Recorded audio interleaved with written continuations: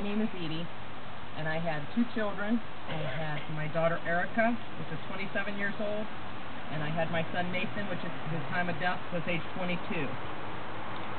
I'm not a public speaker, so I can't say I'm great. So I have something to read. And first of all, I'd like to thank everyone that was involved in this rededication of the Rose Garden. I think it's beautiful. And I want to also speak for the other Gold Star mothers that are in the Northeast Ohio Gold Star group. There's a memorial walk for a Matt Dillon, that his family's from Edinburgh, Ohio, and they're walking today trying to raise money for his scholarship fund. So I apologize for their absences. I think most important for any Gold Star mother is that their child's not forgotten. I don't want people to forget the man Nathan was. He was with the United States Marines, as well as serving in Iraq. Both roles he played will be missed by many. Today I hope you will join me in asking yourself the same question I ask myself every day. Am I an American worth fighting for? Whether you agree or disagree with this war, the young men and women that are doing their duty for the United States of America and their families need our support and they need our backing. August 1st, 2005, in Haditha, Iraq, my son, Lance Corporal Daniel Nathan DeArmond Jr., was killed with 5 other sniper Marines from the 325 unit. My son Nathan, as you can see down here in this picture, was a very handsome man. He was 22 years old, stood 6'2", 180 pounds, and wore size 16 shoe. He kept my life full of the unexpected. Right before he left for Iraq, I sent him a letter with my heartfelt message and pride. Thank the Lord I did, because he knew my feelings. August 1st, 2005 changed my life, who I was, and who I will become. Although I lost my son 3 years ago, it is still very fresh in my mind and heart, so please bear with me if I get teary or emotional. Some people act as if enough time has passed and we are over it. You never get over the loss of a child. You learn to go on with life.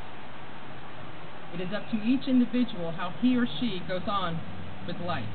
There are many ways of grieving. There's no right way or wrong. Each is different, and rightfully so, with each relationship. Sometimes we as Americans don't know how to help our veterans or those families that suffer injury or loss or separation from loved ones. When you see an organization having an event or raffle, help out by attending, donating, or spreading the word. I never got to say thank you to my son, so I made a point to thank his comrades. With the proceeds from our event, the DeArmond Memorial Benefit, I planned a trip to Bethesda Naval Hospital where our wounded veterans arrived for medical treatment from the war. We took a variety of CDs, personal CD players, handheld games, batteries, and DVDs to show our appreciation and help our wounded pass the time while receiving treatment. We greeted patients and we said thank you to them and handed out goodies. They were all grateful. In the past 3 years, I have attended many funerals and calling hours for our fallen heroes. Attendance has changed over time. I have stood in line for 2 hours, or I've walked right up to a grieving family to offer my condolences. My heart broke for those families. My son's funeral was very well attended, and condolence cards from around the United States, food that was brought, and flowers. It was all overwhelming. The community came out and lined the streets, all bulletin signs and special thoughts on them for Nathan. Today I look back and I am grateful for all the respect, love, and support that my family received. I learned to send stamps for thank you cards and share any good information about the individual that has passed in a note. I bring out these special notes to remind me of what a great person Nathan was. Sometimes it is hard for others to talk of Nathan. They start to cry. I love to hear any story I can of my son. In the past week, I have ran into strangers and they thank me for my son and his service. This means a lot because my worst thought is people will forget our fallen heroes. Please don't wait until they are a fallen hero. All our service people are heroes to me. We have freedoms because of them. Let's not waste them. Organize an event, get involved, or pay tribute. Thank servicemen and women when they return home or any day, not only on Memorial Day or Veterans Day. say thank you now to a person instead of a headstone. A Gold Star family is a family that lost a member in action. There are Blue Star families, and they have a member on active duty. In addition to helping veterans, I chose to donate time to other Gold Star families. I wanted them to know they are not alone. Although their normal is gone, there is a light at the end of the tunnel. I have met some wonderful families and people throughout the past 3 years. They say there is good in every situation. It is true. I am a Gold Star mother trying to be an American worth fighting for. I really wish the American people took this outlook, not be so interested in their rights or what is owed them or what they can get away with, but to help and be a servant for all around them. I realize our lifestyles change, standards, morals, and living, but in war the battle might be at different location and time, but the effects of injury and death and mental tolls haven't. Our military abroad are facing death each day. I ask each of you, if we as Americans had IEDs, suicide bombers in the United States, would we be going on with our lives as we see today? Would we work on a daily basis in 120-degree temperatures with full uniform on, plus protective gear, and carry a 100-pound pack of food, water, and communication gear for the mission?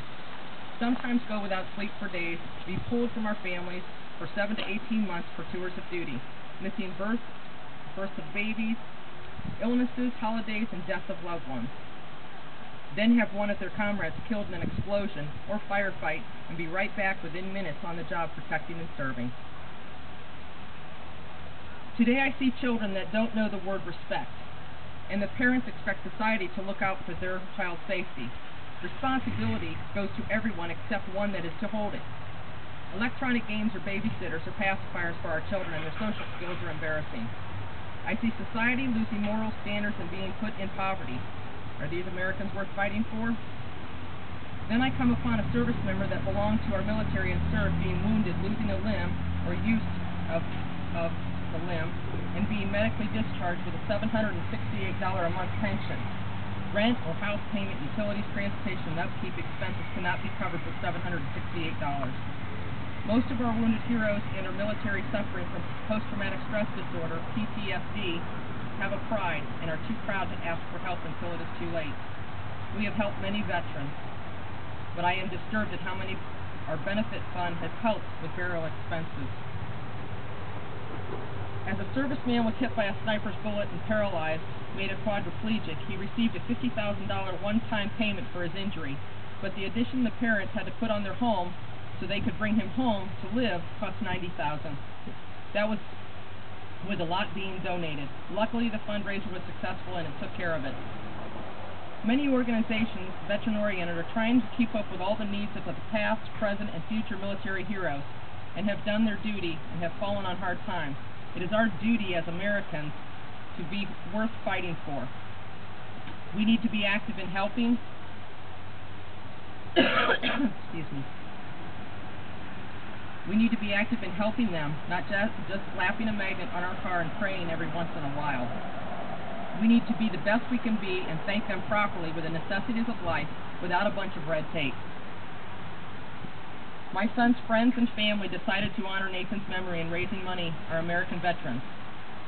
Our event is the Lance Corporal Daniel Nathan D. Yarman Memorial Benefit Poker Run and Car Truck Show. The event takes a lot of planning, and we have 120 plus volunteers. No one gets a paycheck. Believe me, this has helped me with my grief and loss, and I know Nathan would be proud that I am stepping up to be an American worth fighting for. But most of all, since I didn't get to say thank you to him, I am doing it through him for all his veteran brothers and sisters. With all help given out already, you would think the need would go down, but if anything, the need has gone up. I thank you for this opportunity to share my son and passion for our veterans organizations trying to make a difference. I hope you are an American worth fighting for. Thank you.